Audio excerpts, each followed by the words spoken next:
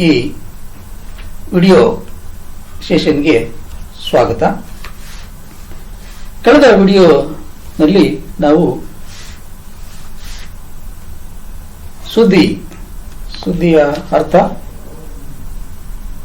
ಕುರಿತು ನಾವು ಚರ್ಚೆ ಮಾಡ್ತಾ ಇದ್ವಿ. ಅದನ್ನ ನಾವು ಈ ವಿಡಿಯೋದಲ್ಲಿ ಮುಂದುವರಿಸೋಣ. ಮುಖ್ಯವಾಗಿ ವ್ಯಾಖ್ಯಾನಗಳನ್ನು ನಾವು ಗಮನಿಸಬೇಕು. ತಜ್ಞರು ಹೇಳಿರ್ತಕ್ಕಂತಹ ವ್ಯಾಖ್ಯಾನಗಳನ್ನು ನಾವು ಗಮನಿಸಬೇಕಾಗ್ತದೆ. ಈಗಾಗಲೇ ನಾನು ನಿಮಗೆ ಕಳೆದ ವಿಡಿಯೋದಲ್ಲಿ ತಿಳಿಸಿದಂತೆ 14-15ನೇ ಶತಮಾನದಿಂದ ಏನು ಈ ಸುದ್ದಿಯ ಒಂದು ಅರ್ಥವನ್ನ ಕಂಡುಕೊಂಡಂತಹ ವಿಚಾರ ಏನಿದೆ, ಅಲ್ಲಿಂದ ಇಲ್ಲಿಯವರೆಗೂ ಕೂಡ ಅನೇಕ ರೂಪಾಂತರಗಳನ್ನ, ಬದಲಾವಣೆಗಳನ್ನ ಇದು ಕಾಣ್ತಾ ಬಂದಿದೆ. ಕೊನೆಯದಾಗಿ ಈಗ ನ್ಯೂಸ್, NEWS ಅನ್ನುವಂತಹ ಅರ್ಥವನ್ನ ಪರಿಪೂರ್ಣವಾಗಿ ಕೊಡ್ತಕ್ಕಂಥ ಒಂದು ಅಂಶವಾಗಿ ಇವತ್ತು ನಮ್ಮ ಮುಂದೆ ಉಳ್ಕೊಂಡಿದೆ. ಇವತ್ತು ಅನೇಕ ಸುದ್ದಿ ಮಾಧ್ಯಮಗಳಲ್ಲಿ, ಪತ್ರಿಕೆಗಳು ಮತ್ತು ವಿದ್ಯುನ್ಮಾನ ಮಾಧ್ಯಮಗಳಲ್ಲಿ ಸುದ್ದಿಯನ್ನು ನಾವು ಗಮನಿಸ್ತಾ ಇರ್ತೇವೆ, ಓದ್ತಾ ಇರ್ತೇವೆ, ಸುದ್ದಿಯನ್ನ ಕೇಳ್ತಾ ಇರ್ತೇವೆ, ವೀಕ್ಷಣೆಯನ್ನ ಮಾಡ್ತಾ ಇರ್ತೇವೆ. ಜನರು ನಿರೀಕ್ಷೆ ಮಾಡ್ತಕ್ಕಂಥ ವಿಚಾರಗಳನ್ನ ಹೆಚ್ಚು ಹೆಚ್ಚು ಸುದ್ದಿಯನ್ನ ಆಗಿ ಪ್ರಕಟಿಸ್ತಕ್ಕಂಥ ಕಾಯಕದಲ್ಲಿ ಮಾಧ್ಯಮ ಸಂಸ್ಥೆಗಳು ಕೆಲಸ ಮಾಡ್ತಾ ಇದ್ದಾವೆ. ನಮಗೆ ಇವತ್ತು ಬಹಳ ಮುಖ್ಯವಾಗಿ ಕಂಡುಬರ್ತಾ ಇರತಕ್ಕಂಥ ಅಂಶ, ಸುದ್ದಿಗೆ ಸಂಬಂಧಪಟ್ಟಂತೆ ಅಸಾಮಾನ್ಯವಾಗಿರ್ತಕ್ಕಂಥ ವಿಚಾರಗಳು, ಸಾಮಾನ್ಯ ಸಂಗತಿಗಳಲ್ಲ, ಅನ್ಯೂಶುವಲ್ಸ್ ಇನ್ಫಾರ್ಮೇಶನ್ಸ್, ಅನ್ಯೂಶುವಲ್ಸ್ ಈವೆಂಟ್ಸ್ ಮೇಕ್ಸ್ ನ್ಯೂಸ್. ನಮಗೆ ಅಸಹಜವಾಗಿರ್ತಕ್ಕಂಥ, ಅಸಾಮಾನ್ಯವಾಗಿರ್ತಕ್ಕಂಥ ಸಂಗತಿಗಳು, ಅಸಾಮಾನ್ಯವಾಗಿರ್ತಕ್ಕಂಥ ವಿಚಾರಗಳು, ಅಸಾಮಾನ್ಯವಾಗಿರ್ತಕ್ಕಂಥ ಘಟನಾವಳಿಗಳು ಎಲ್ಲವೂ ಕೂಡ ಎಲ್ಲ ಕಾಲಕ್ಕೂ ಕೂಡ ಆಸಕ್ತಿಯನ್ನು ಕೆಡಿಸ್ತವೆ.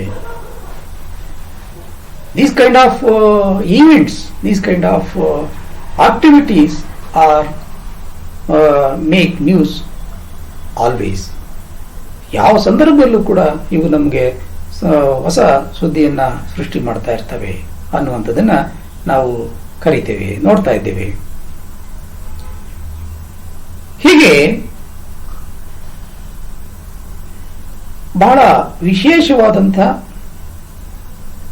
ಅರ್ಥವನ್ನ, ಬಹಳ ವಿಶೇಷತೆಯನ್ನ ಒಳಗೊಂಡಿರ್ತಕ್ಕಂಥ ಈ ಸುದ್ದಿ ಅಸಾಮಾನ್ಯ ವಿಚಾರಗಳು, ಘಟನಾವಳಿಗಳನ್ನ ಒಳಗೊಂಡಿರ್ತದೆ. ಅದರಿಂದ ಇದು ಸದಾ ಕಾಲ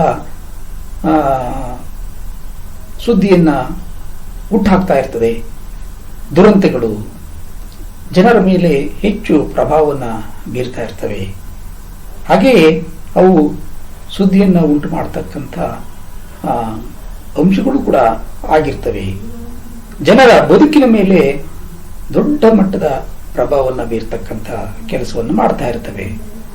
ಅನೇಕ ಘಟನಾವಳಿಗಳು, ಅದು ರಾಜಕೀಯ ಕ್ಷೇತ್ರಕ್ಕೆ ಸಂಬಂಧಪಟ್ಟಂತ ಘಟನೆಗಳಿರ್ಬೋದು, ಸಾಮಾಜಿಕ ಕ್ಷೇತ್ರಕ್ಕೆ ಸಂಬಂಧಪಟ್ಟಂತ ವಿಚಾರಗಳಿರ್ಬೋದು, ಆರ್ಥಿಕವಾಗಿ, ಸಾಮಾಜಿಕವಾಗಿ, ರಾಜಕೀಯವಾಗಿ, ಶೈಕ್ಷಣಿಕವಾಗಿ, ವಿಜ್ಞಾನ ಮತ್ತು ತಂತ್ರಜ್ಞಾನಕ್ಕೆ ಸಂಬಂಧಪಟ್ಟಂತೆ ಇರ್ಬೋದು.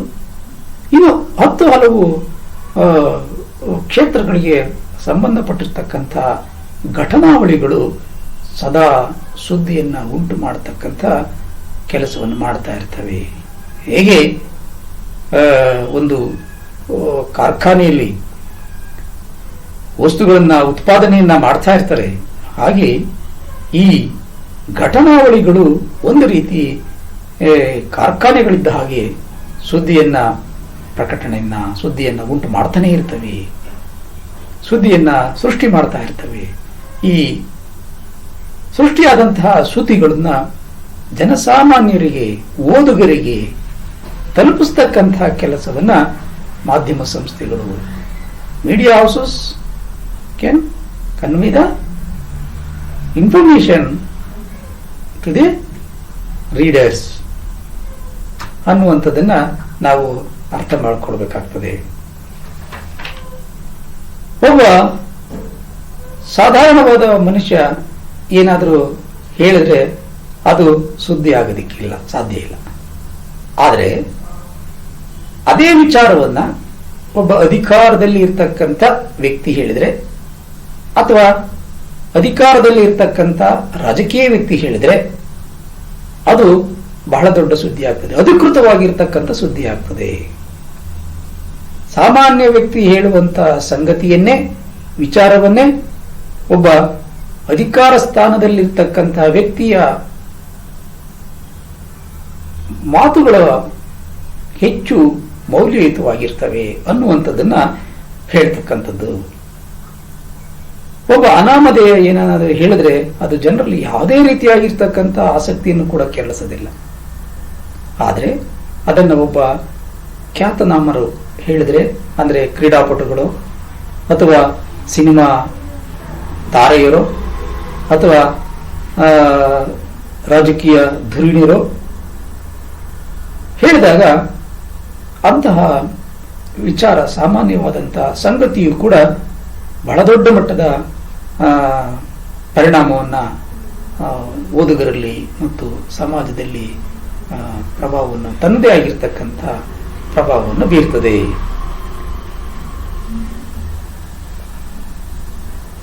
ನ್ಯೂಸ್ನೆಸ್, as its name implies, news typically connotes the presentation of new information.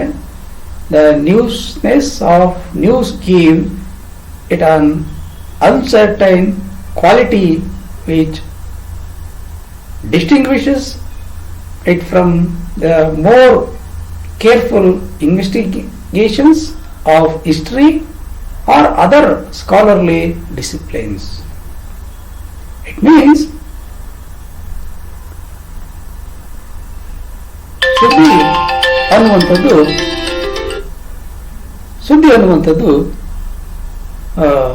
ಏನು ಇತಿಹಾಸದ ಗರ್ಭದಲ್ಲಿ ಇರ್ತಕ್ಕಂಥದ್ದನ್ನ ಹೆಕ್ಕಿ ತೆಗಿತಕ್ಕಂಥ ಕೆಲಸವನ್ನ ಮಾಡ್ತದೆ ಅನ್ನುವಂಥದ್ದನ್ನ ಇದು ನಮಗೆ ಹೇಳ್ತದೆ. ಅಲ್ಲದೆ ಸಾಮಾನ್ಯವಾಗಿ ನಾವು ಒಬ್ಬ ವ್ಯಕ್ತಿಯನ್ನ ಏನು ಸಮಾಚಾರ ಅಂತ ಹೇಳಿ ನಾವು ಕೇಳ್ತಾ ಇರ್ತೇವೆ. ಸಾಮಾನ್ಯವಾಗಿ ಏನು ಸಂಗತಿಗಳನ್ನ ನಾವು ಕೇಳ್ತಾ ಇರ್ತೀವಿ. ಸುದ್ದಿಯನ್ನ ನಾವು ಓದುವಂತ ಸಂದರ್ಭದಲ್ಲಿ ವಿಶೇಷವಾಗಿ ನಾವು ಹೊಸತನಕ್ಕೆ ನಾವು ಆದ್ಯತೆಯನ್ನು ಕೊಡ್ತೀವಿ.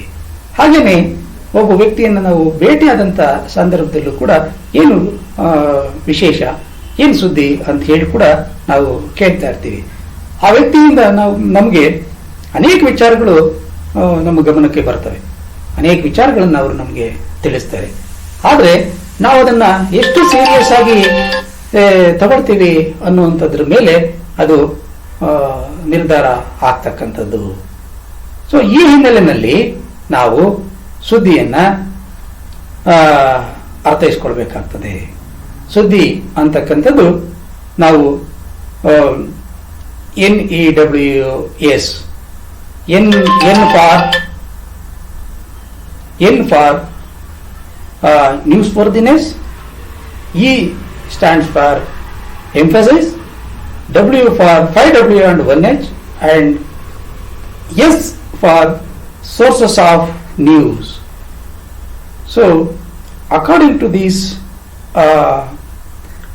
news elements, news sources, we can easily understand the meaning of news.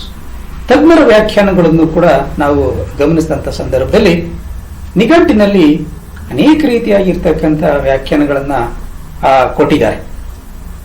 ಯಾವುದೇ ಹೊಸದಾಗಿರ್ತಕ್ಕಂಥ ಅಥವಾ ಗಮನಿಸಬಹುದಾದಂಥ ವಿಷಯ ಅದು ಸುದ್ದಿಯಾಗುತ್ತೆ. ಅದು ಎಲ್ಲಿ ಹೇಗೆ ಏನು ಜರುಗುತ್ತೆ ಅನ್ನುವಂಥದ್ದನ್ನ ಕುರಿತಾಗಿರ್ತಕ್ಕಂಥ ನೈಜವಾಗಿರ್ತಕ್ಕಂಥ ಚಿತ್ರಣ ಆಗಿರ್ತದೆ. ಸುದ್ದಿ ಆಸಕ್ತಿಯನ್ನ ಉಂಟು ಮಾಡುವಂಥ ಮತ್ತು ಪ್ರಕಟಿಸಿದವರಿಗೆ ಲಾಭವನ್ನು ತಂದುಕೊಡ್ತಕ್ಕಂಥ ಸಮಕಾಲೀನ ವಿಷಯಗಳು, ಘಟನೆಗಳು ಮತ್ತು ಘರ್ಷಣೆಗಳನ್ನ ಒಳಗೊಂಡಿರ್ತದೆ ಅನ್ನುವಂಥ ವ್ಯಾಖ್ಯಾನವನ್ನ ಒಂದು ನಿಘಂಟಿನಲ್ಲಿ ನಮಗೆ ಕಂಡು ಬರ್ತದೆ. ನ್ಯೂಯಾರ್ಕ್ ಸನ್ ಪತ್ರಿಕೆಯ ಸಂಪಾದಕರಾಗಿರ್ತಕ್ಕಂಥ ಜಾನ್ ಬೊಗಾಟ್ ಅವರು ಹೇಳ್ತಾರೆ, ಅವ್ರ ಪ್ರಕಾರ ಸುದ್ದಿ ಅಂದ್ರೇನು ಅಂತಂದ್ರೆ, ಒಬ್ಬ ಮನುಷ್ಯ ನಾಯಿಗೆ ಕಚ್ಚಿರೆ ಅದು ಸುದ್ದಿಯಾಗುತ್ತೆ. It means according to John Bogart is a New York Sun newspaper editor. According to him, if man bites a dog, it's become a news. ಅಂದ್ರೆ ಅದರಲ್ಲಿ ಒಂದು ವಿಶೇಷತೆ ಇದೆ. It is an unusual event. It is not a common event. So that it makes big news in the society. ಸಮಾಜದಲ್ಲಿ ಬಹಳ ದೊಡ್ಡ ಸುದ್ದಿಯನ್ನು ಉಂಟು ಮಾಡ್ತದೆ ಇದು. ಸಾಮಾನ್ಯ ಸಂಗತಿ ಏನು ಹಾಗಾದ್ರೆ ಅಂತಂದ್ರೆ, ನಾಯಿಗಳು ಮನುಷ್ಯನನ್ನ ಕಚ್ಚುವುದು ಅತ್ಯಂತ ಸಹಜವಾಗಿರ್ತಕ್ಕಂಥದ್ದು, ಸಾಮಾನ್ಯ ಸಂಗತಿ ಅದು. ಪ್ರಾಣಿಗಳು ಮನುಷ್ಯನನ್ನು ಕಚ್ತವೆ. ಅದು ನಾಯಿ ಆಗಿರಬಹುದು, ಕ್ರೂರ ಮೃಗಗಳಾಗಿರಬಹುದು, ಯಾವುದೇ ಪ್ರಾಣಿಗಳು ಅದಕ್ಕೆ ತೊಂದರೆ ಉಂಟಾಯಿತು ಅನ್ನುವಂತಹ ಸಂದರ್ಭದಲ್ಲಿ ಕಚ್ಚತಕ್ಕಂಥದ್ದು ಸಹಜವಾಗಿರ್ತಕ್ಕಂಥದ್ದು. ಅದು ಒಂದು ಹಾವಾಗಿರ್ಬೋದು. ಹಾವು ತನ್ನ ಪಾಡಿಗೆ ತಾನು ಹೋಗ್ತಾ ಇರ್ತದೆ. ಅದಕ್ಕೇನಾದ್ರೂ ತೊಂದರೆ ಉಂಟು ಮಾಡಿದರೆ ಅದು ಕೂಡಲೇ ಪ್ರತಿರೋಧವನ್ನು ಉಂಟು ಮಾಡ್ತದೆ. ಅದು ಕಚ್ಚುವುದರ ಮೂಲಕ ತನ್ನ ವಿರೋಧವನ್ನ, ಪ್ರತಿಭಟನೆಯನ್ನು ಮಾಡ್ತದೆ. ಹಾಗೆ ನಾಯಿ ಕೂಡ ಅಷ್ಟೇನೆ. ನಾಯಿಗೆ ನಾವು ತೊಂದರೆ ಮಾಡಿದ್ರೆ ನಾಯಿ ಕಚ್ಚುತ್ತೆ, ಸಹಜ. ಅದು ಅತ್ಯಂತ ಸಹಜವಾಗಿರ್ತಕ್ಕಂಥ ಸಂಗತಿ. ಆದರೆ ಮನುಷ್ಯ ಅತ್ಯಂತ ತಿಳುವಳಿಕೆಯುಳ್ಳಂಥ, ಅತ್ಯಂತ ಪ್ರಜ್ಞಾವಂತ, ಅತ್ಯಂತ ಬುದ್ಧಿಜೀವಿ ಅಂತೇಳಿ ಕರೆಸ್ಕೊಂಡಿರ್ತಕ್ಕಂಥ ವ್ಯಕ್ತಿ. ಇಡೀ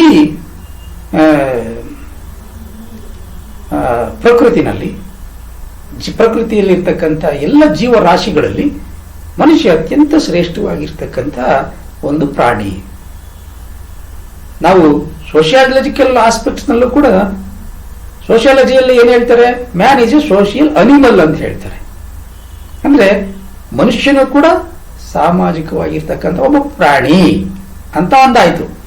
man is a social animal ಅಂತ ಅಂದ್ರೆ ಮನುಷ್ಯನು ಕೂಡ ಒಬ್ಬ ಸಾಮಾನ್ಯವಾಗಿರ್ತಕ್ಕಂಥ, ಸಾಮಾಜಿಕವಾಗಿರ್ತಕ್ಕಂಥ ಒಂದು ಪ್ರಾಣಿ. Among these animals, man is a very intellectual animal. ಅಂದಮೇಲೆ ಅತ್ಯಂತ ಬುದ್ಧಿಜೀವಿಯಾಗಿರ್ತಕ್ಕಂಥ ಮನುಷ್ಯ ಎಲ್ಲಾದರೂ ಹೋಗಿ ನಾಯಿಯನ್ನ ಕಚ್ಚತಕ್ಕಂಥದ್ದು ಸಾಮಾನ್ಯ ಸಂಗತಿಯೇ ಇಲ್ಲ, ಖಂಡಿತ ಸಾಧ್ಯ ಇಲ್ಲ. ಅದನ್ನು ಯಾರು ಬುದ್ಧಿ ಇರ್ತಕ್ಕಂಥವ್ರು ಕೂಡ ಹೇಳೋದಿಲ್ಲ, ಬುದ್ಧಿ ಇಲ್ಲಿರತಕ್ಕಂಥವ್ರು ಕೂಡ ಹೇಳೋದಿಲ್ಲ.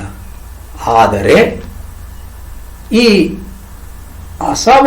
ಅಸ್ವಾಭಾವಿಕವಾಗಿರ್ತಕ್ಕಂಥದ್ದು, ಅಸಾಮಾನ್ಯವಾಗಿರ್ತಕ್ಕಂಥ ಘಟನಾವಳಿಗಳೇನಾದರೂ ನಡೆದದ್ದೇ ಆದರೆ ಅದು ಸುದ್ದಿ ಆಗ್ತದೆ, ಅದು ಸುದ್ದಿಯನ್ನ ಉಂಟು ಮಾಡ್ತದೆ ಅನ್ನುವಂಥದ್ದನ್ನ ಜಾನ್ ಬೊಗಾಟ್ ಅಂತಕ್ಕಂಥ ಖ್ಯಾತ ಪತ್ರಕರ್ತರು, ನ್ಯೂಯಾರ್ಕ್ ಸನ್ ಪತ್ರಿಕೆಯ ಸಂಪಾದಕರಾಗಿರ್ತಕ್ಕಂಥ ಜಾನ್ ಬೊಗಾಟ್ ಅವರು ಮನುಷ್ಯ ನಾಯಿಯನ್ನ ಕಚ್ಚಿದರೆ ಅದೇ ಸುದ್ದಿ ಅಂತ ಹೇಳಿದರೆ ಅದು ಖಂಡಿತ ಅಕ್ಷರಶಃ ಸತ್ಯವಾಗಿರ್ತಕ್ಕಂಥ ಸಂಗತಿ. If man bites A dog, it become A news. So it creates sensational issue in the society. So ಹಾಗಾಗಿ ನಾವು ತಜ್ಞರ ವ್ಯಾಖ್ಯಾನಗಳನ್ನು ನೋಡಿದಾಗ ಅತ್ಯಂತ ಸ್ವಾರಸ್ಯಕರವಾಗಿರ್ತಕ್ಕಂಥ ಸಂಗತಿಗಳು ನಮ್ಮ ಗಮನಕ್ಕೆ ಬರ್ತವೆ ಅನ್ನುವಂಥದ್ದನ್ನ ನಾವು ಅರ್ಥ ಮಾಡ್ಕೊಳ್ಬೇಕು. ಈ ಹಿನ್ನೆಲೆಯಲ್ಲಿ ನಾವು ಸುದ್ದಿಯ ವ್ಯಾಖ್ಯಾನವನ್ನು ನಾವು ಅರ್ಥೈಸ್ಕೊಳ್ಬೇಕಾಗ್ತದೆ.